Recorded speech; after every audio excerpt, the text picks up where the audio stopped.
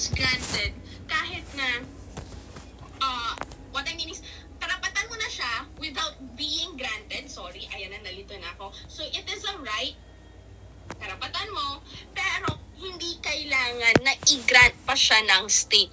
When you say hindi siya kailangan ng i-grant ng state, is that hindi kailangan gumawa ka pa ng batas para lang maging karapatan mo ito. Okay? Para siyang tinatawag natin universal rights. Kasi kahit na sino, karapatan niya to. And one of which is your right to life. O yung pinakagasgas na natural right. Once you are born, you have the right to life.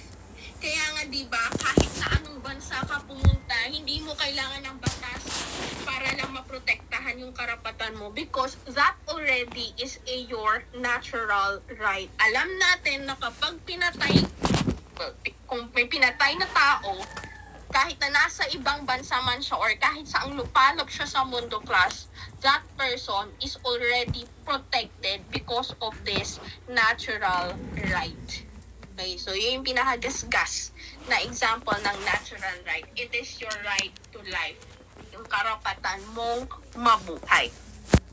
When you say constitutional rights, well, obviously, it is protected by your constitution.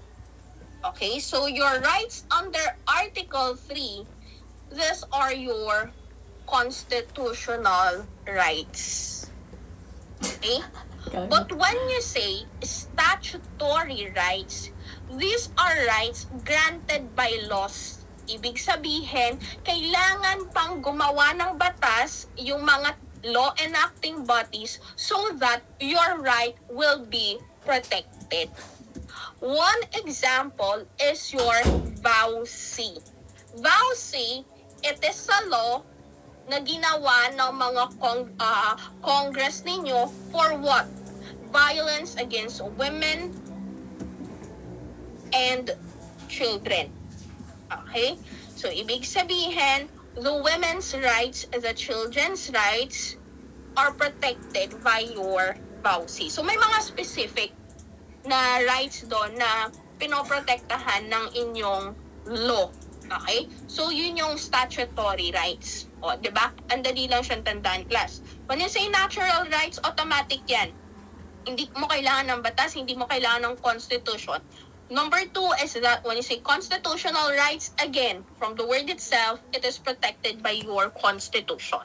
And the third one, your statutory rights, it is granted by laws. It is protected by laws. So, kung walang batas na nagpo-protekta, so wala siyang statutory right. Okay? Now, let's go to your Article 3, Section 1, which is the right to life, liberty, and due process of law and equal protection. Yung right to life, class, well, obviously, hindi ko na kailangang i-discuss yan kasi alam niyo na yan. Okay, yung karapatan mong mabuhay. Liberty, it's more on freedom. Okay? But as we go along, mas may mababanggit pa tayong mga freedom ng mga tao. Mas specific. Yung speech, for example. Mas ma-discuss natin yan mamaya. But what we have to focus here in Section 1 is your due process of law and equal protection. Okay? Ito yung pinaka-highlight dito sa section na to. What do you mean by due process? It means it is the process that hears before it condemns. Ibig sabihin, kailangan ka munang pakinggan, kailangan magkaroon muna ng hearing bago magkaroon ng judgment. Okay? That's why nakalagay dyan, it is an inquiry and renders judgment only after trial, only after hearing. Okay? Hindi mo pwedeng sabihin, kahit na gaano, kumbaga, ito na lang, mas kahit na nakita mo siya, na sinaksak niya yung kaibigan niya, as in talagang nasa harapan mo, na sinaksak niya yung kaibigan mo, or kaibigan niya, hindi pa rin siya pwedeng makulong o automatic, hindi siya pwedeng i-render, or hindi siya bigyan ng judgment ng guilty Okay? Bakit, ma'am? Hanggat hindi siya dumadaan sa trial. Okay? So, yun yung pinaka-ano ng due process. Kahit na gaano kalakas yung ebidensya na nakikita mo dyan na presented, kailangan pa rin dumaan sa hearing bago magbigay ng judgment. At kailangan yung hearing na yan fair. It should be a fair trial. Okay? And class, take note, your due process, it applies to every person. Kahit na sa mga foreigners na kahit turista lang. So for example, meron isang Amerikano nag-book ng flight papunta dito sa Philippines. 1 week lang siya. Mag-travel siya from Boracay to Palawan, etc. Kaso, nung sakto nandito na siya sa Pilipinas, habang nag-travel siya, okay, merong isang hold-upper, okay, sinaksak siya. Okay, buhay pa naman class, pero sinaksak siya. So, nakuha lahat ng mga valuable things niya. Now, question, does he have the right to your due process? Answer, yes. Kahit na foreigner siya class, okay, because our Constitution provide protection to the people who are within the territorial jurisdiction of your Philippines. Ganon kalakas, ganyan ka-powerful yung due process. But of course, diba, meron tayo mga naririnig and all na parang, bakit hindi siya dumaan sa due process? O mga ganun, bakit nakulong siya kaagad? Ay, mayaman kasi yung kalaban niya, yung mga ganon. So, naririnig-rinig natin yan. But again, it is the right of the person to have due process. The second one is equal protection of the law. O, ayun na yung sinabi ko. Ay, kasi mayaman siya. Take note, class, all persons subject to your law should be treated alike. Walang mayaman, walang mahirap, walang foreigner, walang Pilipino. Regardless of the background of that person, we should be equally treated. Walang nakakalamang. Okay? So that's, yun yung pinaka highlight ng Section 1 class. The due process and the equal protection. Again, due process, here before condemn. Equal protection, all persons should be treated alike. Okay? Now, I'll give you an example. This one is an example where it happened. Okay, class. By the way, again, this is just an academic discussion, no political colors. Okay? Wag tayong masyadong dilawan, wag tayong masyadong uniteam o DDS or kakampings or whatsoever. Okay? Yun lang yung inaano ko dyan. So this one class, it happened during the presidency of Duterte. Okay?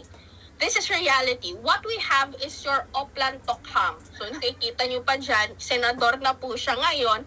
And actually, meron siyang from the ICC, si Bato de la Rosa. So, antayin na lang natin kung anong mangyayari sa kanya. So, nauso tong Oplan Tokhang na to. So, it's a war on drugs. Okay? So, tok-tok katok, knock. So, hangyo, pakiusap, plead. Maraming mga incidents or maraming reports, okay, na nagsisilabasan that most of the victims of your Oplan Tokhang did not undergo to your due process. Bakit? Kasi nung nahuli daw sila sa bahay nila, anong sabi nila? Nanlaban, kaya daw nila napatay. O, yun yung usual na narinig natin sa mga involved dito sa Oplan Tokhang. Yung drug addict daw, yung drug suspect daw, drug user, or whatsoever, what they did is, no, Ano kasi inuhuli daw or bypass operation, nalaban, Wednesday at saka umawi lang Friday. sila, kaya nila Madami napatay. akong But klase. some of the Hanggang forensic 6 p.m. analysts, okay, nung inautopsy yung mga bangkay ng mga victims or ng mga suspects, yung mga drug users and drug abusers daw, lumabas dun sa autopsy na wala, Napapano ka na din naman. hindi nanlaban yung mga victims. Hindi ko naman nila lahat, class, okay? Yung mga iba. One example was Kian De Los Santos. Bata pa lang siya nun. Okay? Alam ko yun. So, yun. Isa sa na-autopsy at isa sa nabasa ko yun, yung kay Kian De Los Santos. So, Kaya yung nga. time na yun, anong ginawa nila? They already judged that Kian De Los Santos is a Kaya nga. kumbaga parang siyang convicted Kaya nga, na drug tapos sabi abuser. niya, magte-take responsibility daw siya. Na parang kumbaga, Yan. guilty siya. Nakulong siya, pero Okay? yung mga DDS, Kaya yun yung sinasabi natin. Example, Oo, na kung saan nakakala marami, mo. during this time, during this Talagang war on mabait. drugs, marami Siya ang talaga hindi yung- dumaan sa due process. Ang nangyari, marami ang mga victims or mga drug users ang namatay. Tapos sinasabi nila, dapat, Yun. hindi daw siya ikulong. Na ano, Let's have your section 2. sus! Is your right against Mas illegal nakakaawa search yung mga yun, yung mga and illegal namatay. arrest. Wala namang ginawa, pero, We have this general Kaya. rule that for us to have a valid, Kaya. ay kumbaga na kung saan, kung pwede ka mag-search, exactly. you should have a valid search warrant. Okay? Kapag naman puhuliin ka, there should be a valid warrant of arrest. So, yung sinasabi nating search warrant or warrant of arrest, class, is actually, papel lang siya. Papel lang yan. Kanino po manggagaling yung warrant of arrest or search warrant? It is an order or it's a warrant coming from a judge. Damn, hold on. Hindi po police, but sa isang judge. Police lang ang may hawak kasi siya yung pupunta dun sa lugar o siya yung manghuhuli. Pero yung papel na hawak-hawak nila, it should be signed by a judge. Yes. Bakit? Kasi si judge po yung magde-determine kung Oo, aarestuhin ba or magsusearch sila sa isang Kakatakot lugar. sila. For example, may nangyaring crime, 'di ba? Pupuntahan yung bahay nyo. Okay? So, kailangan yung papel na yan, it is signed and it came from your judge. Now, tanong, ano po ba yung laman nung papel? So, first, syempre, yung pangalan. Okay? Lalo na kapag warrant of arrest. Kasi tao yung huhuliin mo dyan eh. Kailangan nandun yung pangalan mismo nung aarestuhin mo. Kasi kung wala, hindi rin yon valid class. Now, tanong, ma'am, what if, di ba, uso yung AKA or yung alias, yung si Boy Bato, mga ganon.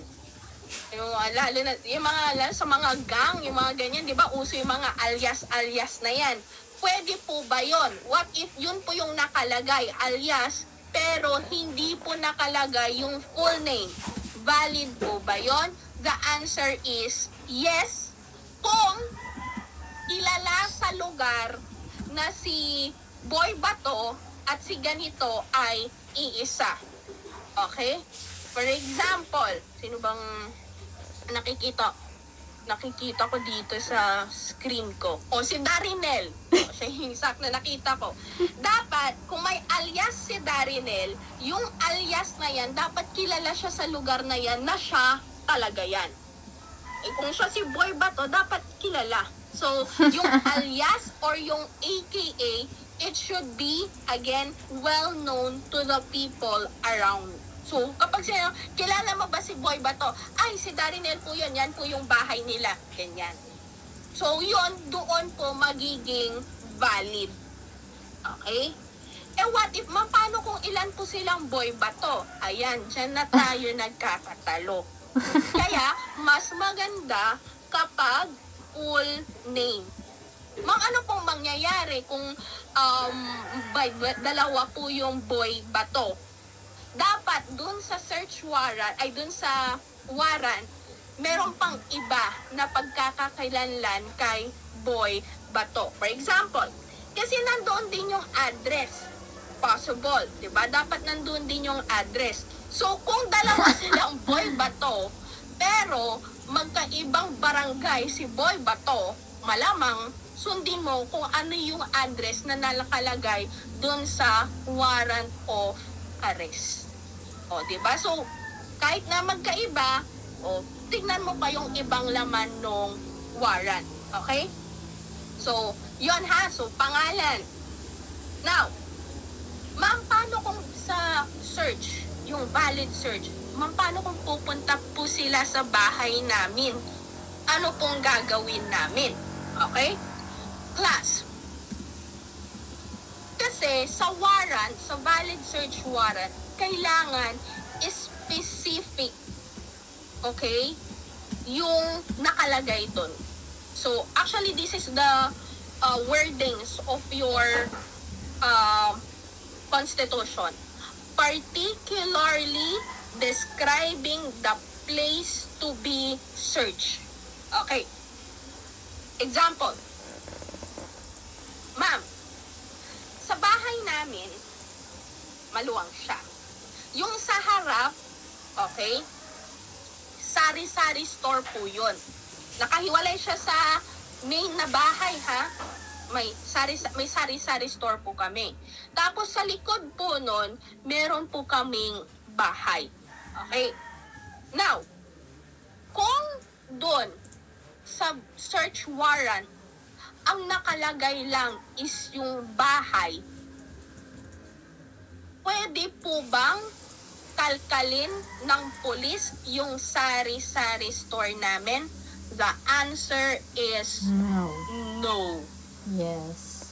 Kasi nakalagay doon, particularly describing the place. So, kung sinabi ni judge na bahay lang, bahay lang. Or kung sinabi ni judge, sari-sari store lang, hindi pwedeng kasama yung bahay. Another class. Kapag sinabi, Tarlac State University, main campus, pwede po bang mag-search yung police sa San Isidro, sa Lucinda, sa Concepcion, sa La Paz? Dami naman, Answer, no. Because it is clear that it is only the TSU main campus. Okay? Now, paano kung ginawa po yun ng police na hindi naman kasama, tapos na kalkal po nila yung sari-sari store? For example, may nahanap silang, let's say, baril. Example lang to, class, ha? So, may nahanap po silang baril. Dinala po yun sa police station. Ginamit po as evidence. Pwede po ba yun? The answer, class, is no. Yeah, exactly. Kasi po, hindi po siya kasama dun sa search warrant. Opo. Okay? Ma'am, what if instance, dun sa gilid ng bahay, okay, merong kubo. Tama na, puro na lang. Okay? Pero yung kubo na yun, connected siya sa bahay. Okay? Connected. So, ibig sabihin, meron kang parang talagang designated na pwede mong daanan. Kinonnect mo siya, pinandikit mo siya, pero kubo siya. Part po ba siya? Possible. Okay? Pwede siyang masama dun sa search warrant. Okay? Kasi, Actually, maraming interpretations yan, class. Kaya hindi ko kayo mabibigyan ng definite na answer. Kaya ang sabi ko, possible. Kasi depende kung paano dinescribe yung bahay or yung lugar dun sa search warrant. Okay? So, again, class, Give me the damn fish. Yun, yung ano pa, wag mo na pala, may naalala pa ako. Yun, sa lugar pa lang yun, class, ha? Now, meron pa. Nakalagay din, particularly describing the things. Yung mga gamit. Eh, di ba kasi kaya nga sila nagsa-search dun sa bahay nyo kasi meron silang mga possible na hinahanap na Hell yeah. evidence. What is this? Okay? Now, ang nakalagay dun sa Oh my God. tawag dito, sa search warrant class ay illegal firearms. So, nakalagay doon, things to be seized, firearms. Diba? Ngayon, pumasok na yung pulis sa bahay. O di naghalughog sila, ganyan-ganyan. Naghanap sila ng mga firearms. Sakto, pagkabukas nila dun sa isang kwarto, okay, merong mga grupo dun, sakto nagmamariwana. Okay? Oops. Sakto nagmamariwana, class, ha? Naghahalughog sila. Sakto, may nagano ng marijuana. Question, pwede po bang i-confiscate ng mga pulis yung marijuana kahit na wala siya dun sa search warrant? Hindi. The answer is yes. Oh shit. Okay, oo nga pala. Ang bobo ko. Reason? Kasi ganda drugs. Meron silang tinatawag na this one. You have your plain view doctrine. Hindi ko po alam. Ano yan, po yung plain view doctrine? Ayun nga, kitang-kita ng pulis may marijuana. So, kahit na hindi siya kasama dun sa search warrant, pero sakto nakita ng pulis, pwede po. So, ang tanong lang naman is, pwede bang i-confiscate, ha? So, ang sagot dyan is, pwede po. Pero class, ibahin natin yung situation. kwento. Shit. Pagkapasok ng pulis, okay, dun sa kwarto, wala siya nakitang tawag dito, wala siya nahuli na nagmamarijuana, for example. Okay?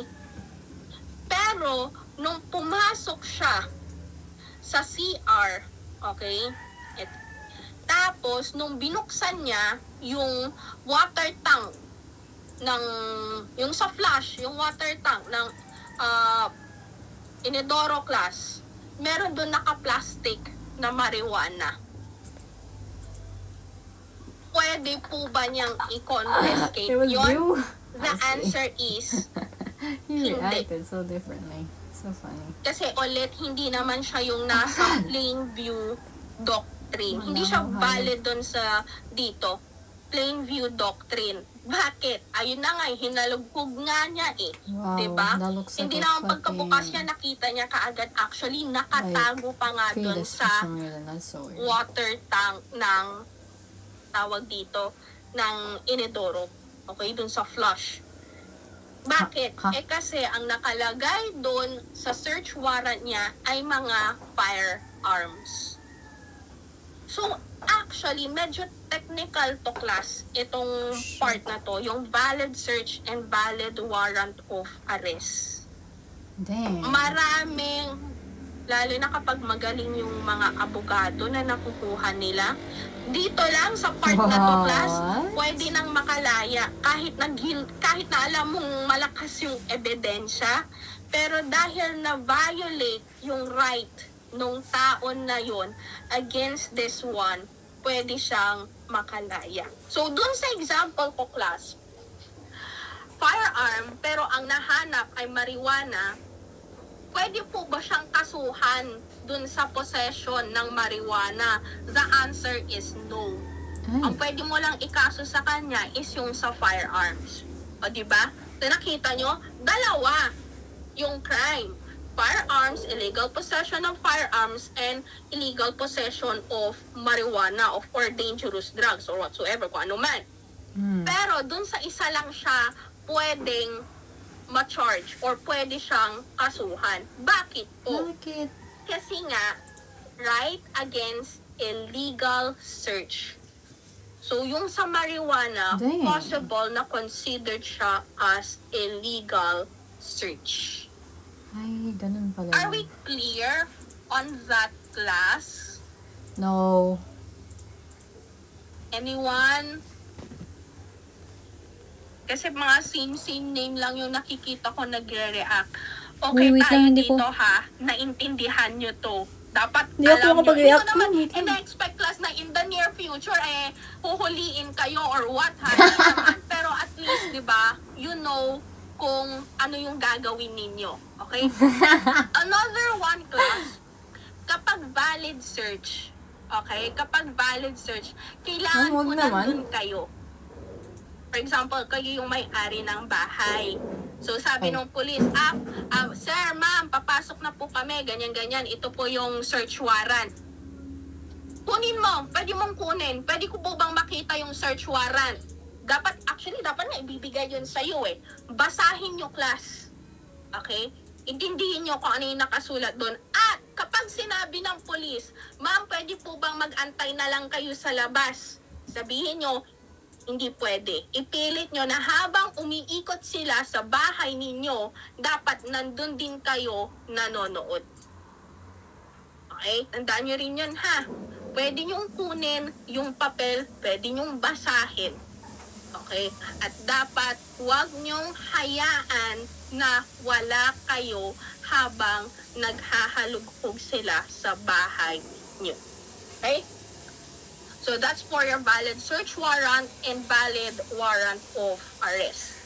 Now, kung yun yung general rule, class, meron naman tayong exemptions. Ibig sabihin, kailan ba magiging valid kahit na wala yung papel?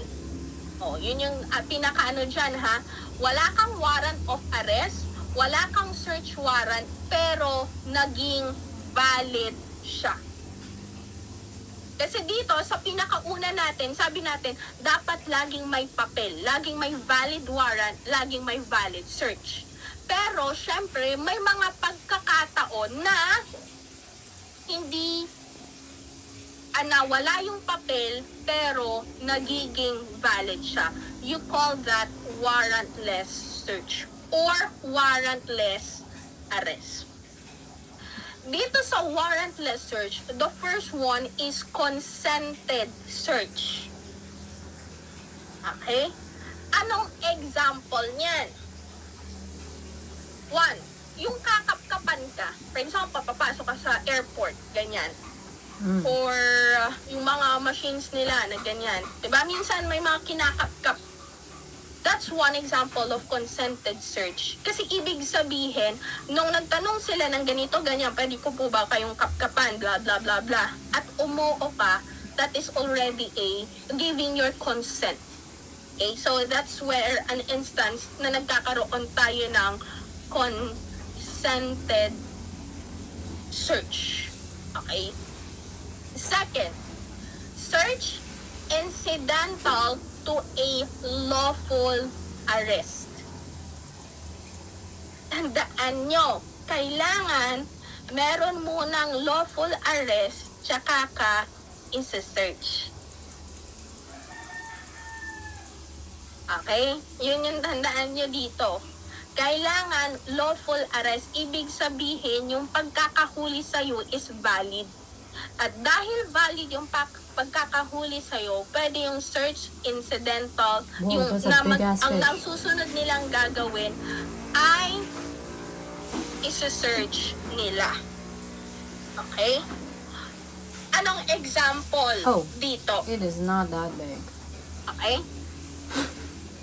One would be, nag-drive ka, ganyan-ganyan. Tapos, nung nag-drive ka, okay, nagkaroon ng aksidente. Okay? So, ang nangyari, sabihin natin, ikaw yung, hindi na lang ikaw. May isang tao may kasalanan. Okay? So, yung taong yon, dahil nagkaroon ng aksidente, hinold siya in custody by the police. Okay? Ganun naman, class, diba? Kapag may mga aksidente, yung mga drivers, yung mga ganyan, hinohold siya in custody ng mga police. That would be an example of lawful arrest. Okay? Actually, hindi nga siya yung arrest na inaresto eh. Pero, yun yung tawag mo lang doon, lawful custody. Okay? Ngayon, ang gusto nila mangyari, syempre, tignan, ano ba yung nag-cause ng accident whatsoever. Tapos magsusearch sila, for example, dun sa sasakyan. That one is an example of search incidental to a lawful arrest. Another one, class. Okay? Meron kang warrant of arrest. Parang nakatimbre ka na parang sabi ng abogado mo, meron ng warrant of arrest, kukunin ka na nila ngayon sa bahay mo. Ganyan. Ginawa mo, tumakas ka. Okay? Nag-drive ka ulit, ganyan. Tumakas ka and all. Doon sa pagtakas mo, may nangyari ulit.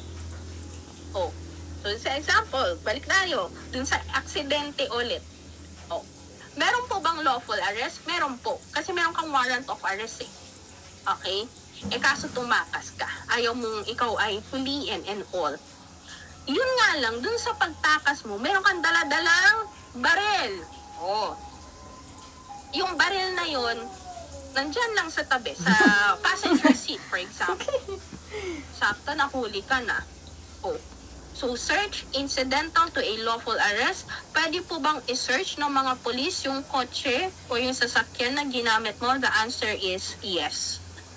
Wala kang search warrant, pero dahil meron kang lawful arrest, kaya pwede, magiging valid. So, tanong, pwede po bang i-confiscate ni police yung baril na nakita dun sa sasakyan mo? The answer is yes. Okay? Next, search on ports of entry. Ito usual to, class. Sa mga, dahil nga sa yung mga kung ano-anong pumapasok na mga gamit or mga products dito sa Philippines and all, kahit saan. So, regularly basis, nagkakaroon po talaga ng search sa mga ports. They said that he's gonna participate too? Dahil nga mga ships, etc., blah, blah, blah, yung mga customs, ganyan. Normal po yan nangyayari. And, syempre, dahil nga regular basis siyang nangyayari. Ano yun? Everyday ka bang, Judge, bukas mag-aano kami, pahingi naman po ng search warrant. Tapos babalik ka ulit, Judge, meron po ulit kami ganito, ganyan-ganyan. Class, syempre, time-consuming and all. So, again, search on ports of entry. Okay? Kasi yung mga pinapasok nilang mga illegal, diba? Legal products, illegal drugs, or whatsoever. Madalas dyan nila dinadaan. Next, search on moving vehicles. Paano po itong moving vehicles? Hindi naman po literal na kailangan as in talagang moving yung vehicle mo, diba? At that time of the search. Is this a different with your checkpoint? It is, class. Your search on moving vehicles is different on your day-to-day checkpoint. So, kung mapapansin nyo yun, naglipa ng mga checkpoint kahit saan. Okay? Doon po sa checkpoint, ang nangyayari, okay, diba, kakatukin ka ng police, tapos, tatanungin, saan po kayo pupunta, mga typical, ganun lang. Okay? Kung sa ordinary checkpoint, class, sinabi ng police, ma'am, pwede po bang bumaba muna kayo saglit? Huwag niyo siyang pakikinggan. Huwag niyo siyang susundin. Bakit po? Tanungin niyo, bakit? Bakit mo ako pinapababa?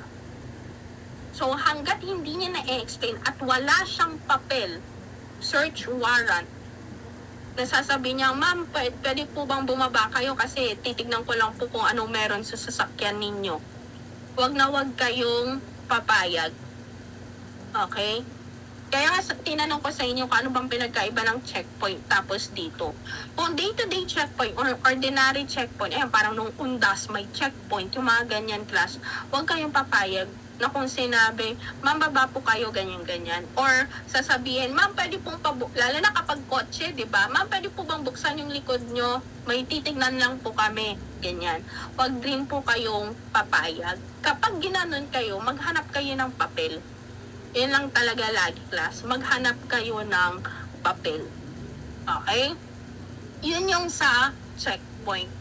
But on your search on moving vehicles, most likely, nangyayari to kapag meron na silang inaabangan na mga specific na sasakyan. Yung mga tumakas. Yung mga ganon. For example, merong murder na nangyari dun sa isang barangay. Ngayon, yung suspect tumakas, gamit niya ganitong sasakyan, blah, blah, blah, blah, chu. Tapos, mag-deploy na yung mga police. Ito yung kotse. Let's say, Montero Sport. Ganito yung plate number, blah, blah, blah, blah. Valid po yun. Bakit? Kasi po, merong crime that was committed. Or yung hit and run, 'di ba? 'Yun. Diyan madalas yung warrantless search. Okay? So yun yung example ng search on moving vehicles. Pero again, class, kapag ordinary checkpoint lang, huwag po kayong papayag. Okay? Another, just a tip. Kapag checkpoint lang po, huwag niyo ibaba masyado yung tawag dito, yung side mirror niyo. Windshield. Ay, side mirror ba? Tama. Side mirror ba? Bintana, sorry. Hindi side mirror. Yung bintana. Okay? Half. Actually, ang ang inaano nila is half lang dapat ng bintana mo ang nakabukas. Yung saktong makita ka lang, makita mo din yung itsura niya. Pero kung sinabing, ma'am, pwede po bang buksan yung mabuti yung bintana? Tapos parang yung, may mga ganun kasing police class yung parang, kulang na lang ipasok na kaagad yung mukha sa bintana para lang makita kung ano yung nasa likod. Mga ganon. Oo. Okay? And the last one is your plain view doctrine. This one na banggit ko na siya kanina. Basta ang tandaan nyo sa plain view doctrine class, kailangan kitang-kita ng dalawang, kumbaga malinaw sa mata. Eto. Ma'am, what if, ayan, for example, dito sa checkpoint, okay? Dun tayo sa checkpoint, ha? Okay. Sakto, nung binaba mo yung kalahati, yung bintana mo, okay? Dun sa passenger seat mo, okay? Nakalagay yung baril. As in, plain view. Itsura niya is baril. Yung baril mismo yung nakalagay sa plain view. Tapos, tinanong ka ng police kung may lisensya ba yung firearm mo, ganyan-ganyan, blah, blah, blah, etc. Kung napatunayan na walang lisensya yan, okay? Pwede bang i-confiscate? Pwede ka bang dalhin sa presinto? Possible, yes. Bakit? Plain view doctrine. Okay? Pero, what if sabi nung police ay yung baril mo is nasa loob ng bag? Okay? So, hindi halata na meron kang baril dun sa bag. Tapos sabi nung police, ma'am, pwede po bang buksan yung bag niyo dyan sa nasa passenger seat niyo? Tapos binuksan mo. Nakita na parang merong maliit na nakasilip na parang baril. Pwede po ba yun? Pwede ka bang hulihin nung police? The answer is no. hindi siya plain view. Kasi in the first place, hindi naman siya halata. Nung nasa bag siya, hindi siya halata na baril. Oh, damn. Same as with your drugs. Ayan, madalas, yung tinataniman ng drugs sa mga sasakyan and all, usong-uso yan. Kaya nga sinasabi ko, huwag kayong bumaba or wag yung hayaan na parang yung sa likod ng kotse. Kasi ang dali-dali lang, ihiit lang yung drugs class sa likod. Tapos sasabihin, may nakita po akong drugs dito sa likod ng sasakyan nyo. Madali-madali lang talaga siya, class. Okay? So, ang ano dyan is, lagi nating tignan kung sa checkpoint or talagang meron silang or pasok sila dito sa warrantless search. Okay? Now, let's go to your warrantless arrest. So, kung kailan pwede kang huliin kahit wala kang warrant of arrest. The first one is in flagrante delicto or caught in the act. Ito, very obvious naman po to na caught in the act ka na nga eh. So, for example, nag-iinuman yung mga magkakabarkada, nagkaroon ng pikunan. O, diba? Yung isa sakto, yung ice pick. Kasi siya yung taga-chop-chop ng ice eh. Diba? Ice pick hawak niya. Napikon siya dun sa biro ng kaibigan niya. Sakto sinaksak niya in all. Tapos, si Kagawad, sakto pa uwi na nun sa duty. Caught in the act? The answer is yes. Pwedeng huliin? The answer is yes. Second, personal knowledge of the arresting officer. So, balik tayo dun sa kaninang tawag dito, yung example ko, kung nag-iinuman yung mga barkada and all. Ngayon, si Boy Bato, siya yun, nasaksak niya na yung kaibigan niya. Pagkasaksak niya sa kaibigan niya, kumaripas na siya ng takbo. 5 meters away, sakto, meron ng pauwing off-duty na police. Okay, off-duty na. Pauwi na siya. Sakto na, dumaan siya, sabi ng mga kap. Or, iba tawag sa mga pulis? Basta yun. O, kap. Si ano po nasaksak. Ayun po si ano, tumatakbo. Ganyan. So, talang patakbo na siya. Ngayon, anong ginawa ng pulis? Tumakbo din siya. Hinabol din niya. Pwede po ba yun? The answer is yes. Magkaiba tong dalawang to, class. Yung una, caught in the act, diba? Si Kagawad, sakto, nakita niya na sinaksak ni Boy Bato yung kaibigan niya. Okay? So, si Kagawad, hinuli niya yung tawag dito, yung lalaki, dinala niya sa presinto. Okay? Or kaya sabihin natin, police din, same na lang, class. Off-duty na police, sakto, nakita niya na sinaksak, o dinala niya sa presinto. Valid? Yes. Yung sa pangalawa naman, hindi niya nakita. Okay? Hindi niya nakita na sinaksak ni Boy Bato si kaibigan niya. Pero nung dumaan siya, nakita niya na may dumudugo na dinudugo yung kaibigan at base dun sa kwento, nakita niya, parang silhouette na ba? Diba? Kapag ganun, parang may aninong tumatakbo. Sakto, nung nakita, tinuro yon ng isang nung kasama, ayun po siya, tumatakbo na ganyan. Tapos nakita niya, parang may silhouette na tumatakbo at humabol siya. Valid? The answer is yes. Pero class, for example, balik tayo dito. Nakita niya si police. So, nakita niyang tumatakbo yung tawag dito, yung suspect. Ang nangyari, nakasibat kaagad. Siyempre, naglalakad lang yung police. Nakasibat ng motor. Okay? For example, hindi na pala tumakbo. Nakasibat na siya ng motor. Hindi na huli kaagad ni police. Medyo mabagal siyang tumakbo eh. Malaki kasi tiyan. Okay? Hindi niya nahuli. The next day, or siguro let's say 2 days after, nagkasalubong sila. Okay? So si police tsaka yung suspect. Example, 2 days after, nakasalubong niya yung suspect.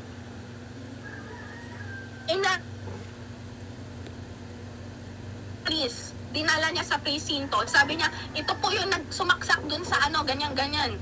Sa kapitbahay namin. Okay? Question, is that a warrantless arrest? The answer is no. There should be a valid warrant of arrest. Dalawa yung situation natin doon, class, ha? Yung una, Hindi ko alam. nahabol pa siya nung arresting officer. Tapos nadala niya sa presinto. Valid? Yes. Doon sa pangalawang scenario, hindi. Nakatakas nga eh. 2 days, 3 days after, kahit sabi mo 1 week, nagkasalubong sila. Inaresto niya, dinala niya sa presinto. Sinabi niya, ito po yung sumaksak kay ganito. Is that a valid arrest? The answer is no. O, diba? So, nakikita nyo kung paano nila inaano yung itong warrantless arrest. So, hindi siya pwedeng abusuhin ng mga pulis. O, diba? Yung una, pwede. Tapos yung pangalawa, hindi na pwede. So, kasi nga, kailangan na ng valid arrest warrant. So, exemption lang to, class, ha? As in, talagang ano lang to, mga instances na pwedeng maging lenient yung mga police officers. Pero hindi nila pwedeng abusuhin. Okay? The third one is your escape prisoner. Ito, class, medyo obvious naman na to. Ba't ka pa kukuha ng valid warrant of arrest? Nakatakas lang naman yan na prisoner. So, in short, convicted po yan. Diba? Magaling lang siyang umano at nakatakas siya sa bilibid. So, kumbaga, kung ikaw yung police officer, class, pupunta ka kay judge. Judge, pwede po ba ng warrant of arrest? Si ganito po kasi nakatakas eh. Siyempre, hindi na kailangan. Okay, class. So, since these are escape prisoner, you don't need to use a valid warrant of arrest. Okay? Okay na tayo sa tawag dito. Section 2, class. Okay. Tingnan nyo, nasa section 2 pa lang tayo, 1 oras na yung naaksaya ko. Actually, hindi siya naaksaya. Lumipas, I mean. Okay?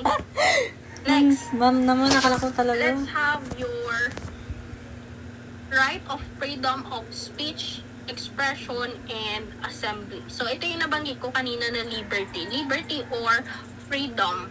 Okay? Freedom! So, yes, under our constitution, we have the right of freedom of speech. Ibig sabihin, we can say whatever we want.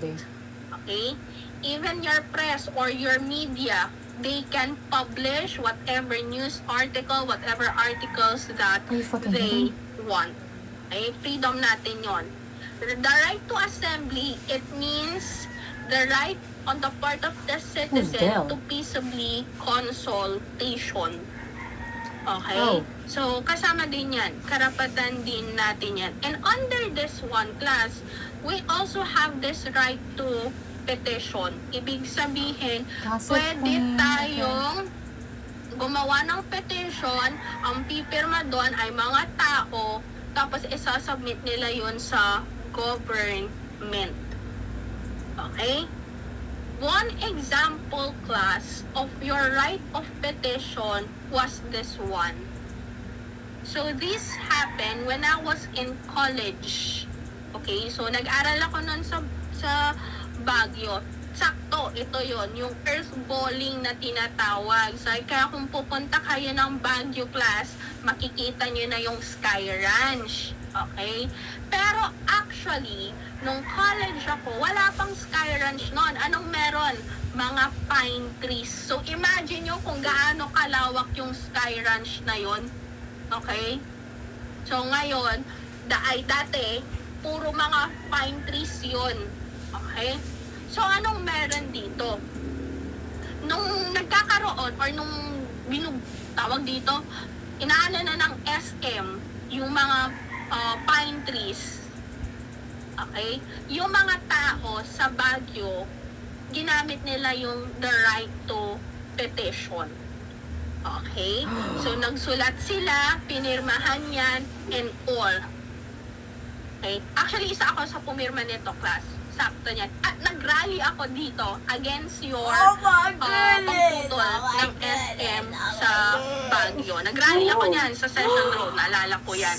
Okay? Kasi hindi kami payag. Ang daming mga, as in talagang mas matanda pa yung mga pine trees kaysa sa amin, kaysa sa SM. Okay? So, hindi kami pumayag nun. So, dun sa petition na yon, okay, na-hold ng 3 days. So, nagkaroon ng temporary restraining order yung SM. So, na-stop yung operation nila. Alam mo, hanggang sa graduate ako noon, hindi yan nagalaw.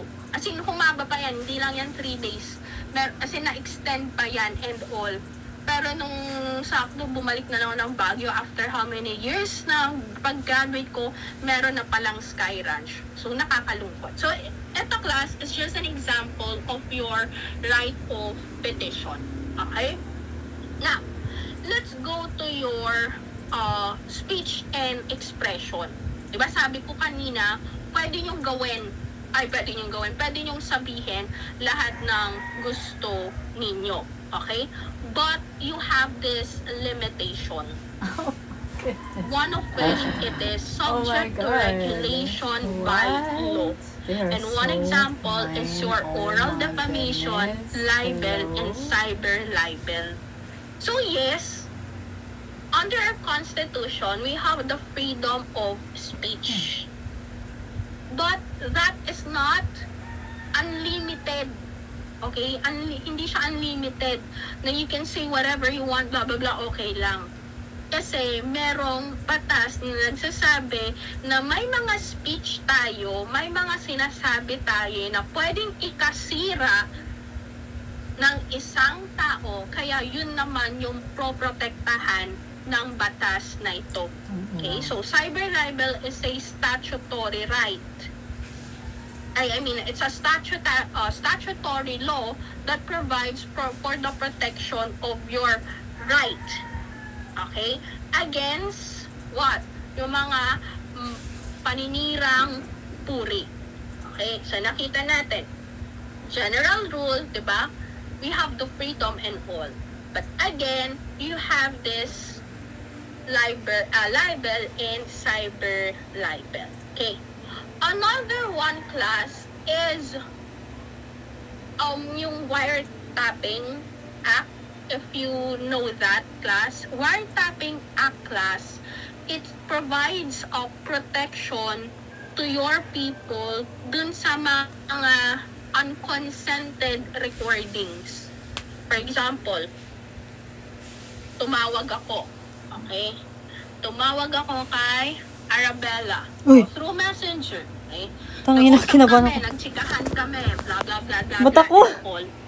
Si Arabella, nirecord niya yung conversation namin nang hindi ko alam. Okay? Nirecord ko naman nga, ma'am. Ang ginawa ni Arabella ngayon, wait lang, gawin muna natin pala ng context. Okay. Doon sa usapan namin ni Arabella. Okay. Sabi ko, nainis na ako kay, sino ba to? Kay Beatrice. Okay. Gusto ko kay Beatrice, ganyan-ganyan. Gusto ko na siyang, kung pwede ko lang bubugin, mga ganon. Or pwede ko lang siyang saktan. Ginawa ka na. Chu. Sakto, si Beatrice, nabugbog nga. Diba? Nabugbog nga. Ngayon, ang sabi ni, naisip siguro na Arabella, ay baka kasi siya yung nagsabing ganyan. Pwede ba niyang gamitin yung nirecord niya?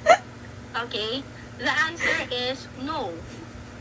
Kasi nga, it violates my rights. Hindi naman ilangaw pa. Kahit na sinabi kong gusto kong bugbugin si Beatrice, at nabugbog nga siya, kahit na ako pa yung gumawa, class, okay, because the recordings, it's without my consent, it's a violation of my right, then it is not.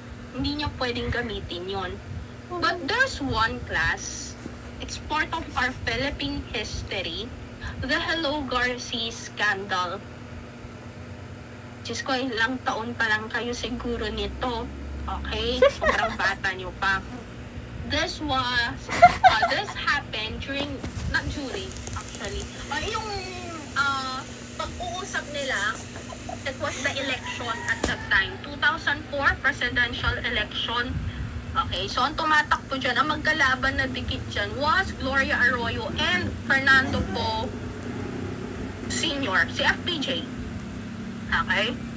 So, yung Hello Garcia na yan was actually, pinag-usapan nila, it is how to manipulate the election results. What will happen? So, ano yung plano? So, ang may pakana niyan, syempre, si Gloria. Kasi nakikita niya na medyo dikit ang laban. Parang nakikita niya na, parang mas gusto ata ng mga tao si FPJ at that time. So, takot siyang matalo. So, yun yung parang pinaka-gist ng Hello Garcia scandal na to. Na-record yan. May record yan. Now, ang tanong, tinanggap ba siya? The answer is yes. Alam niyo kung anong ginamit na tawag dito? Justification bakit tinanggap yung recording ng Hello Garcia tape or the Hello Garcia scandal? This one. It is for the public order. Kasi nga, election yan eh. Hindi lang dalawang tao ang affected. Buong bansa yung affected at that time. So, the court, nag-issue ang court, yung korte mismo nag-issue na tatanggapin nila yung Hello Garcia tape. Okay, pero sabi nila, hindi yan pwedeng tanggapin kasi nga, violation ng rights nilang dalawa, ganito, ganyan, blah, blah, blah. Kahit nasabi ng korte. Kasi, it is this one. Okay, yung pumasok siya dun sa limitation. Okay? So, that's some limitations on your right to your freedom expression, assembly, etc. Okay? Section 5 class talks about the right to choose a religion and to exercise religious beliefs. So, ayan, when you say religious freedom, it is the right. Yes, Ms. Candelaria, you're raising your hand. Ano po yung section number 3 po? Ha?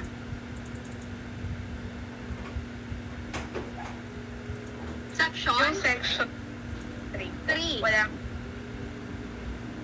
Nga. Wait lang. This one, the privacy in communication. Pinagsama ko na siya dito. Section 3 and 4. Sorry, sorry. Section 3 and 4. So, Section 3 is on your privacy communication. Okay, so yun na yung dun sa nabanggit ko. That's the Hello Garcia scandal and yung example ko kanina. And then your Section 4, it is this one. Freedom of speech, expression, press, and assembly. Okay, thank you for that. Buti napansin mo. Okay? Okay na tayo dun. Okay, next. You have your... Dun sa handout ba? Ano bang nailagay ko? Baka hindi ko nailagay. Or baka na-miss ko. Wala din ba sa handout?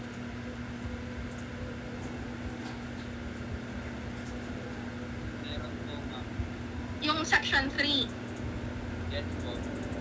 Okay. So, sa PowerPoint siya nawala. Okay lang yan, class. At least, di ba? So, sa handout, meron yung section 3. Sa PowerPoint ko, nawala yung section 3. Oh, well, anyway. So, section 5, it is the right to choose a religion and to exercise religious beliefs. Okay? So, yun nga, sabi ko, when you say religious freedom, ito yung pwede kang pumili kung ano yung gusto mong religion. Diba? Sa atin naman, at the age of 18, for example, dahil Katoliko ako, for example, pinanganak akong Katoliko, nanay at tatay ko Katoliko, But at the age of 18, parang sabi ko, ay, hindi ko ano ang Katoliko. Parang gusto kong lumipat. Pwede po ba yun? The answer is yes. Okay? You have this religious freedom. Ma'am, pero bakit po 18? Ba't hindi mas mababa? Because under your law, 18 is the legal age. Ibig sabihin, when you're at the legal age, pwede ka na mag-decide for yourself. Okay? Wow. So, there are two aspects of religious freedom. One is the freedom to believe, and the second is the freedom to act. Freedom to believe is an absolute right. Okay? Absolute right. Ibig sabihin, every individual has the right whatever they want to believe. Okay? Absolute yan. Ibig sabihin, wala siyang limitation. Okay? Absolute. But when you say freedom to act, it is not absolute. Your actions based on your religious beliefs is limited. Okay? Your freedom to act is not absolute because your actions is limited. Okay? One example, okay? Naging ano to? Viral to. So, you have Pura Luca Vega. Okay? Anong ginawa niya? So, dinipik niya si Jesus Christ. Maraming Pilipino, dahil nga maraming mga Pilipino ang Katoliko, marami ang nag-react. Hindi nila nagustuhan. Some parts of the Philippines declared Pura Luca Vega as persona non grata. Ibig sabihin, nakaban na sila sa mga provinces or sa mga lugar na iyon. Kasi actually, class, this is an example of, yes, we have the freedom to act. But if your actions is based on religious or whatsoever, that is being limited.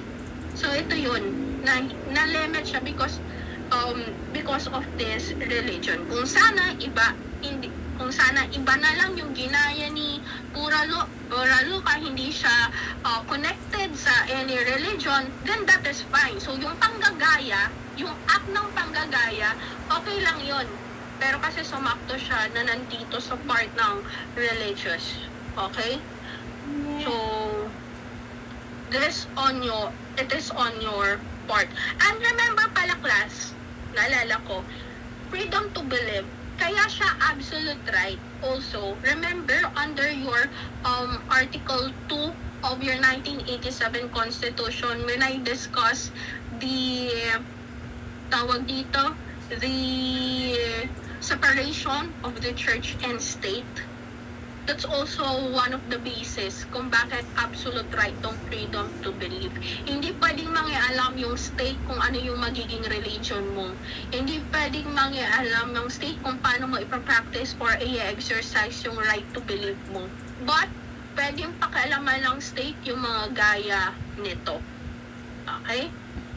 So, that's, and then you have right of abode and to travel. So, it is the right of a person to have his home whatever chosen by him. Kahit saan niya gusto, bahala ka. Kung gusto yung pumunta sa Antarctica, whatsoever, okay lang yan, hindi ka pipigilan ng Pilipinas. But this is not absolute. So, kailan ka pwedeng pigilan ng Pilipinas? Ayan. Tada! I hope you can remember her. Okay? Alice Go. Alice Go. Okay? So, nakatakas siya, di ba, sa Philippines last year. Tapos, nahuli siya sa Indonesia. So, tumulong ang Indonesia. Okay? Napabalikin si Alice Go dito sa Philippines. So, sabi niya, ma'am, hindi naman siya Pilipino eh. Diba? Actually, diba? Oh, napatunayan, because of the hearing, napatunayan na hindi siya Filipino. Okay?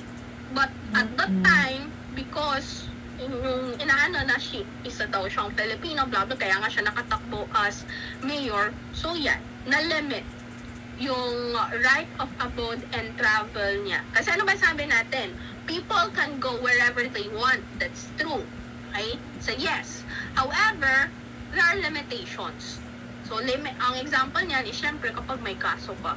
Ma'am, bakit si Zaldico hindi nila mapauwi-uwi dito sa Philippines? Bakit si Harry Roque?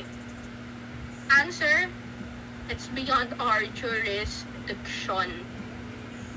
Okay? Na, may ano yan may limit din yan, class. Okay? Dito maswerte tayo, tinulungan tayo ng Indonesia. Problem is, what if yung mga ibang countries, nalilimit din sila ng batas nila na hindi sila pwedeng tumulong or whatsoever. Nakadepende yan. Okay? So, there are so many factors that you have to consider. Okay? So, that's on your right of abode and to travel. Next, right to information on matters of public concern. Ayan, number 1, right to embrace all public records. So, dapat may mga access tayo sa mga records ng government ninyo. However, it is limited.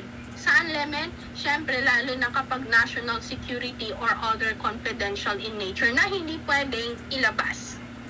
Okay? Kaya kung mapapansin nyo, class, diba?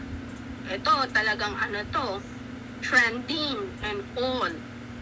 Mapapansin niyo yan lagi. Bakit po kapag may mga projects and all, laging may ganyan, may tarpaulin, lalo na kapag DPWH, paggawa ng ganito, kahit gaano kaliit yung tawag dito, yung tulay na gagawin, bakit po laging may ganyan? Kasi ito yun. Okay? Pero syempre, alam naman natin, na-exercise nga yung right. Ayan, nakalagay nga lahat. Pero makikita nyo, ayan, no? Diyan tayo nadadaya. Okay, right to information. Sabi lang naman is that dapat ma-inform tayo sa mga projects and all. Pero hindi sinabi na kailangan pati magkano, yung antal dito yung breakdown ng cost ay alam dapat daw natin.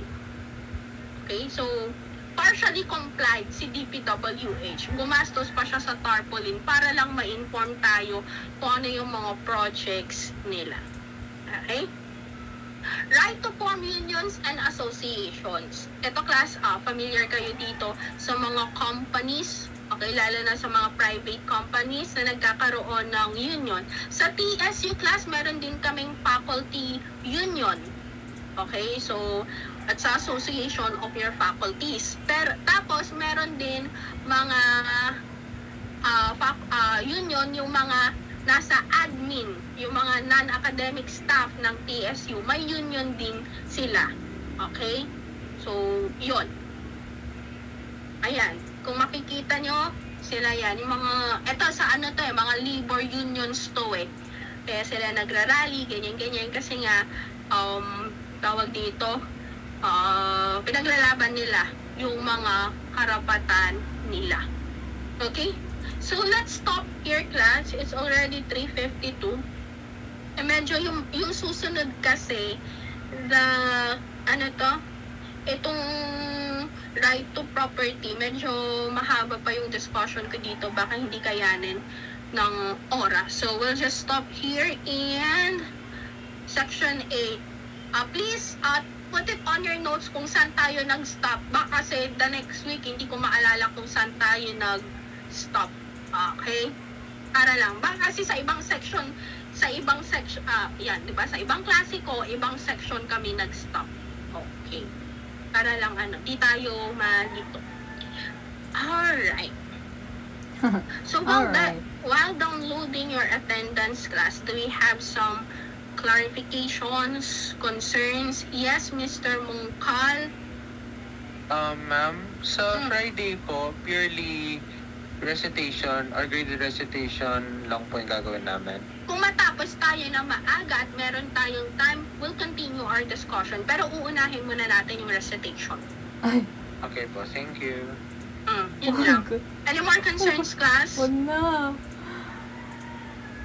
Okay, so if there's none, we'll see each other on Friday.